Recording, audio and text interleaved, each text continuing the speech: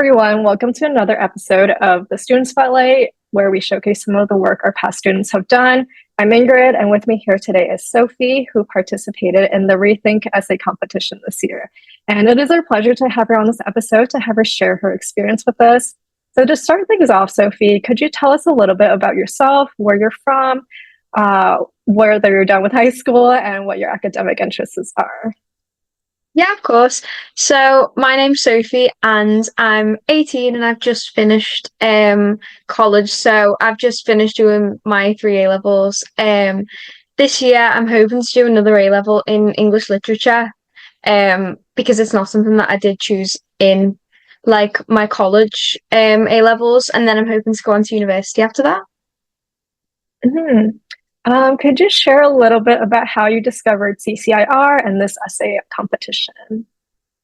So in like near the end of last year in college, I was speaking to one of my tutors and she advised that because I wanted to go and do English next year, it might be a good idea to look at like doing essay competitions and that kind of thing just to like improve my essay writing skills. So I found the CCIR Rethink essay competition, and when I was reading through like all of the prompts, I just found them all really interesting, and it just seemed like something that I was really keen to enter. hmm Have you had experiences with similar competitions in the past, or was it your first experience?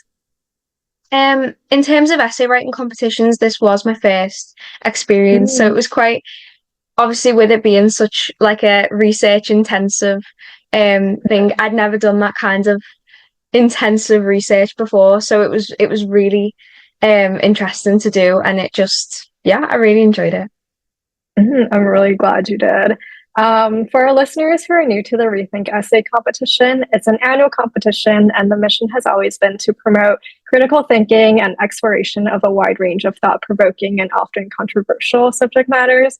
So this year, 10 essay prompts were contributed by distinguished professors from our unique faculty network, including mentors from Harvard, Brown, UC Berkeley, Cambridge, Oxford, and MIT.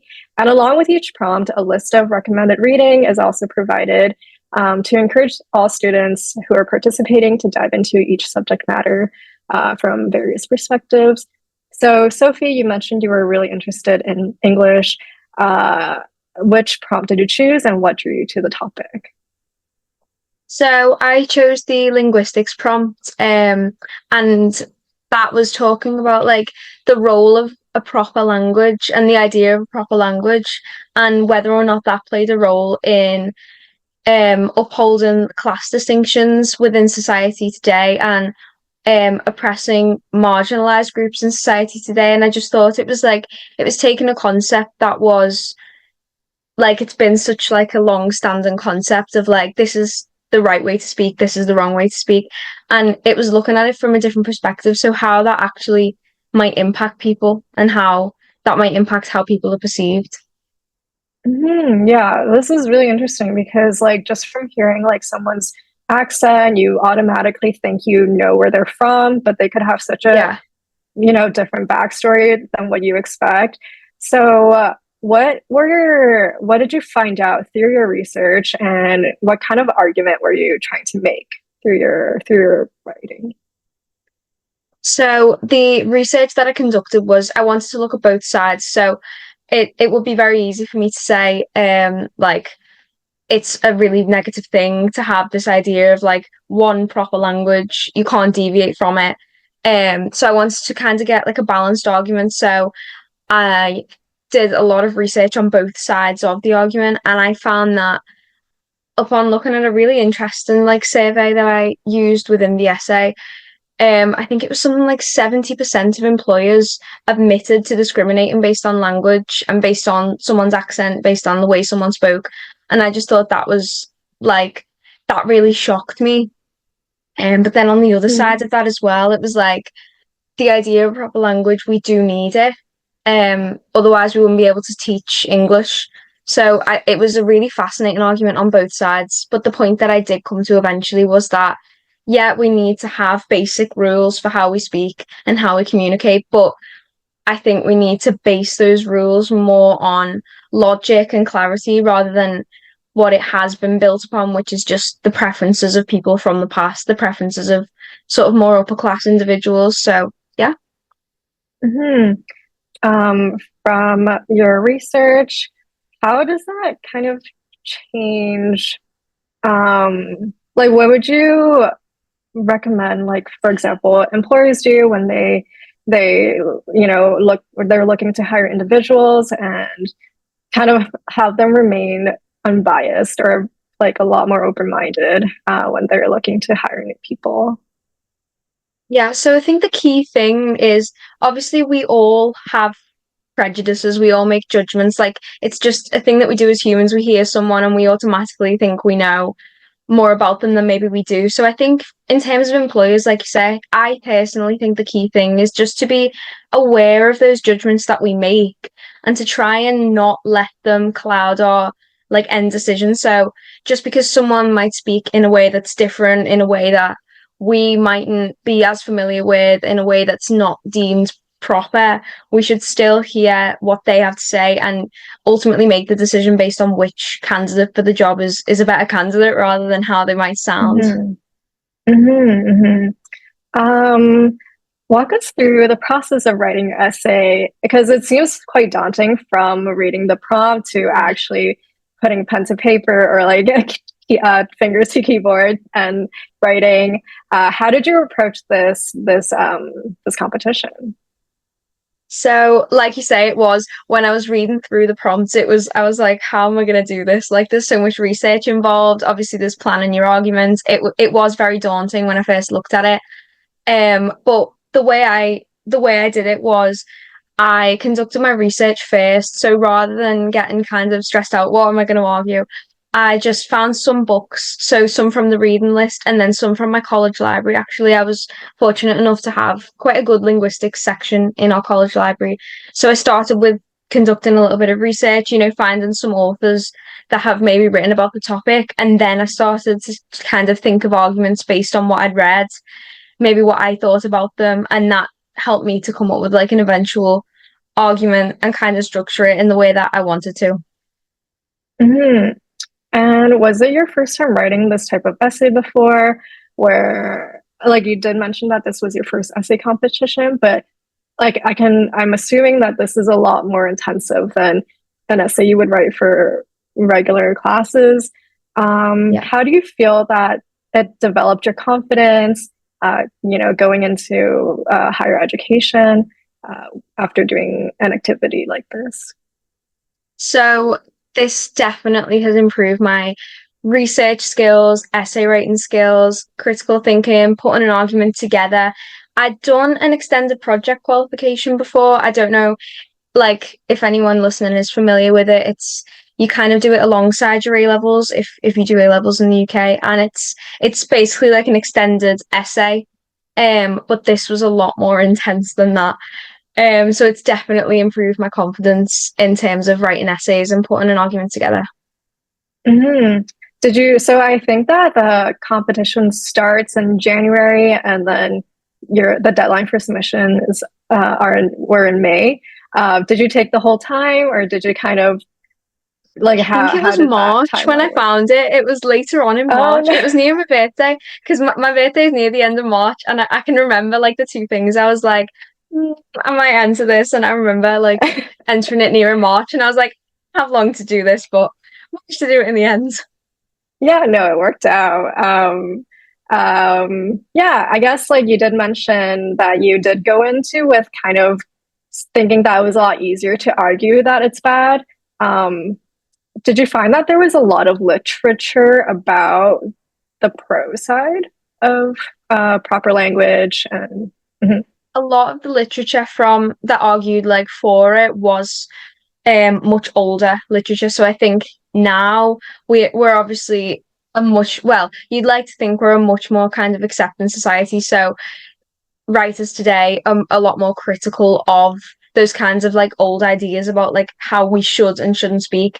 However, a lot of the literature that was kind of for that was a little bit older, so kind of from like the early 1900s, 1800s. So it took quite a lot of digging to find some arguments for that, but then Mhm. obviously I could build on it myself. So How do you see this changing, as we move forward? Do you feel like maybe there will be employment laws or wherever, this prejudice could occur? Where do you think that we as a society are moving towards in the future?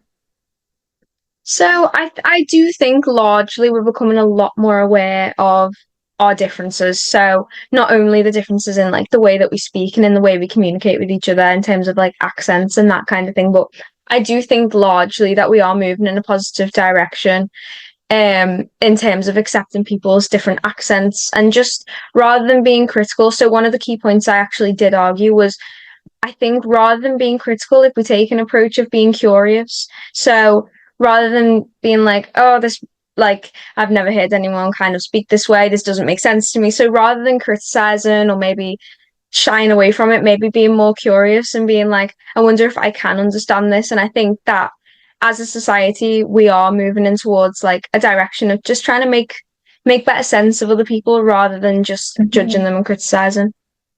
Yeah, I think as a sense too, like, I mean, just from um, kind of, I guess, like the older generations, I think there were a lot more open prejudices. Yeah. But then I think as the younger generations are more aware of this, like we are moving, there was just more awareness. And eventually that will also just turn into kind of like being mindful of your own actions and your own biases. So this is so interesting. Like I looked at the essay topics today too, and this one was one that really caught my eye. So I want to extend my congratulations on receiving the Bronze Award for your submission. To give our listeners an idea of the rigor of this competition, each submission undertakes 4 rounds of blind review by scholars from Cambridge, Oxford, Stanford, MIT, and several Ivy League universities. We saw a lot of submissions. We saw over 4,200 submissions from more than 50 countries, and only 33 winners were awarded. And to receive this high distinction is an incredible achievement. So let's talk about it. What were your reactions when you first received this result? Well, I really could not believe it. I honestly could not. My name was right at the bottom of the email. So it was the gold winners, the silver winners, and then the bronze winners. My name was the last name on that list. And I was like, I kept refreshing the email to make sure it was still Oh, there and that I wasn't just seeing things. But I was absolutely thrilled and I felt so honored to have been recognized in that way. It really was amazing. especially as this is your first essay competition, and this is something you want to kind of pursue in your university. I can only imagine how much more of like a kind of like a confidence boost it was that you got that kind of achievement, and knowing that you can do this and you were able to break things down and were able to kind of tackle it within like 2 months, I guess, because you found this Yeah. competition in March. So that's incredible. How do you think this experience has changed you as a student going, pursuing higher education in the near future? The main thing that's really helped me with is research. I have always been someone who finds it quite daunting, when you're presented with a question and there's so many arguments and there's so much literature, but I think that this has really, really helped. So moving forward for university, I think I'll have a lot more skills of being able to do that and being able to put an argument together. It's been really helpful. It's been really useful. And like you were able to kind of use this experience as a way to kind of look for resources on your own, like not just from the recommended reading list, but you also went to your college's library and like looked for like really old kind of resources to read more about this experience, this topic.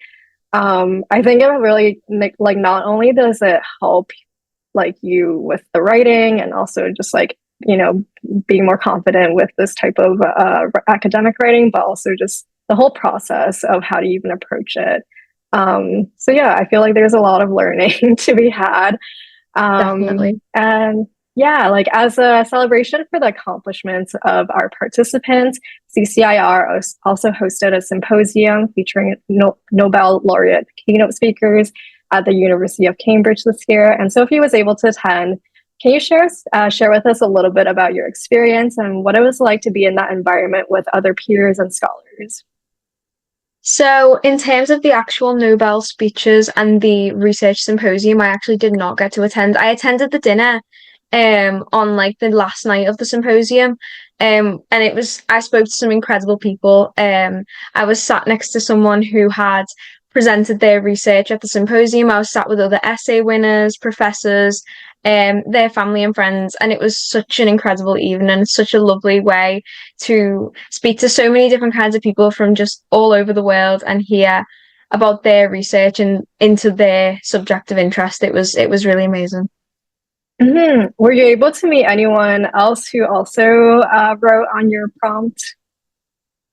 I didn't actually speak to anyone who'd done the same prompt as me. I spoke to someone Mm, who did the law prompt, and I spoke to someone who did one of the science-based ones, but I didn't speak to anyone who did the linguistics prompt, so it's just me. yeah, I'm curious if they also came to like a similar argument or they had like a different approach. Because I was speaking to another student who did the essay competition yesterday, and she said that, the prompts are so broad that you could really make a lot of argument and Yeah. have your own perspective and kind of like, uh, through your own lived experiences, come to different conclusions. So that would have been really interesting to meet someone else who also did the same prompt.